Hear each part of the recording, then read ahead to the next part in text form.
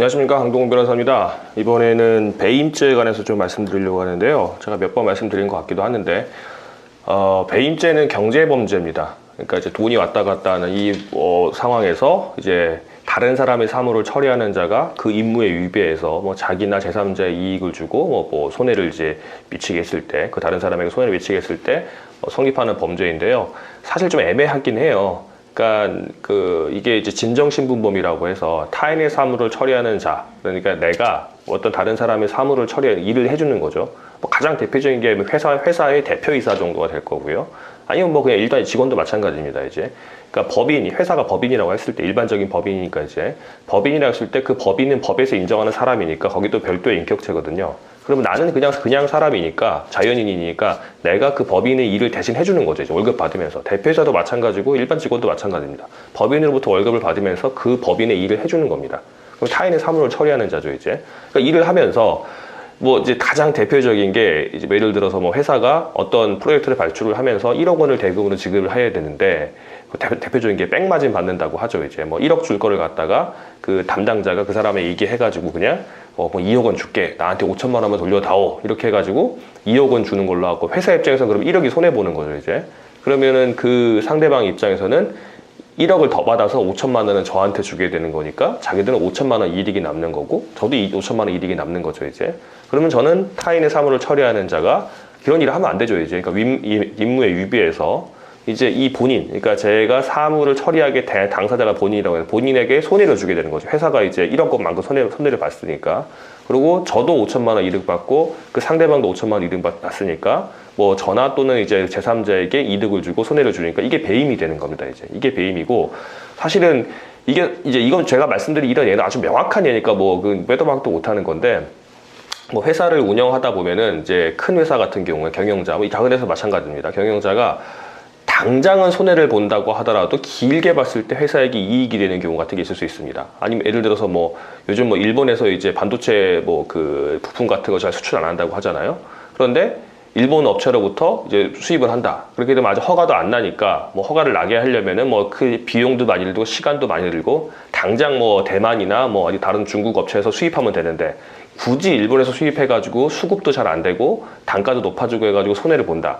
그러면 제가 예를 들어서 대표이사다. 그러면은 제가 대표이사가 회사가 손해보는 일을 하는 거죠, 이제. 그러니까 대표이사가 임무에 위배해서 회사에게 손해를 보고 그 일본 회사에는 이제 이득을 보는 거죠. 어쨌든 파는 거니까. 이득 보게 하는 거. 이게 배임이 되는 겁니다. 그 사물을 처리하는 게 제 업무 중에 하나이기 때문에 또 업무상 배임죄가 되는 겁니다. 2분의 1까지도 가중이 됩니다.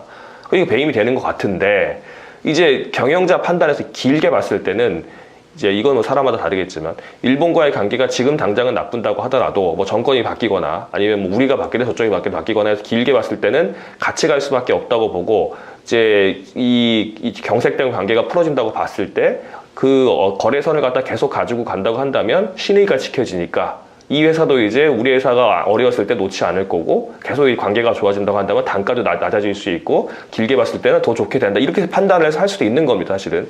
근데 이거를 법원에서 이게 판단하기가 쉽지가 않아요, 사실은. 판사는 사실 법이나 아는 사람들이지 경제는 모르는 사람들이거든요. 물론 이제 뭐 상식선에서 판단하기는 하지만, 그래서 이 상식선에서 너무 벗어난다, 그러면 배임죄가 되는 거고, 상식선에서 어느 정도 인정할 수 있다. 그리고 제가 지금 말씀드린 이 상황들, 뭐 이 일본의 업체와 거래선과 뭐 한 20-30년 동안 거래를 해왔다.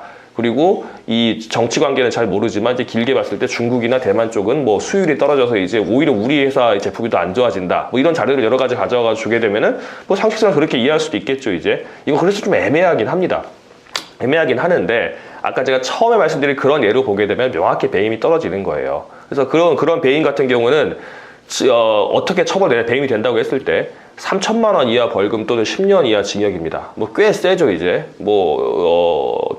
사기 같은 경우는 2천만 원 이하 벌금 또는 뭐 10년 이하 징역인데, 이거는 배임이 더 셉니다. 그리고 그 타인의 사물을 처리하는 게, 제가 그냥 뭐 저는 변호사니까 변호사 일을 하다가 뭐 다른 일을 그냥 봐준다, 그러면은 그냥 배임인데, 제가 그 일을 업무로 하게 된다면, 예를 들어 제가 아까 계속 대표이사라고 한다면, 대표이사로서 회사의 일을 한다 그러면 그 일을 하는 게 업무죠, 제. 업무상 배임죄가 되면 장기의 2분의 1까지 가중이 됩니다. 왜냐하면 업무를 하는 사람은 좀 더 이제 그 사람의 어떤 업무상 고결성이 더 높아야 되는 건데, 좀 신뢰가 더 가야 되는 건데, 업무를 하는 사람이 그게 사기는 아니죠. 이제 배임을 한다 그러면 이제 그 본인이 더 받는 피해가 크겠죠, 이제. 그래서 2분의 1까지 가중되는 거고, 만약에 피해액이 5억이 넘어간다고 한다면은 이거는 뭐 5년 이상 징역입니다. 5년 이상 유기징역이고요. 이게 50억이 넘어간다 그러면은 이제 잘못 드렸습니다. 5억이 넘어간다 그러면 3년 이상 유기징역, 그리고 5억 이상 넘어서 50억까지 가게 되면은 5년 이상 유기징역 또는 5년 이상 유기징역 또는 무기징역입니다. 그게 상당히 커요. 이게 제가 말씀드린 그 355조는 형법상 배임이 처벌받는 거고요.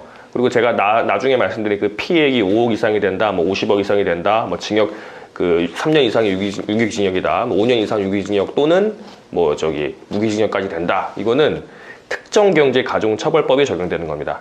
이게 왜 나왔냐면 그냥 처벌하게 되면 다 장기가 10년밖에 안 되잖아요. 그런데 큰 경제범죄들, 뭐 큰 회사에서 이제 배임을 저지르고 하면 경우에 따라서 뉴스 보게 되면 몇백억 단위, 몇천억 단위 이제 피해가 되는 경우들도 있습니다. 뭐 그런 경우들 같은 경우는 이렇게 그냥 10년까지 처벌해서 안 되는 거죠, 이제. 상한은 50년까지 두면서 이제 최하 3년, 최하 5년, 경우에 따라서 무기징역까지 갈 수 있게 처벌을 하게 되는 겁니다.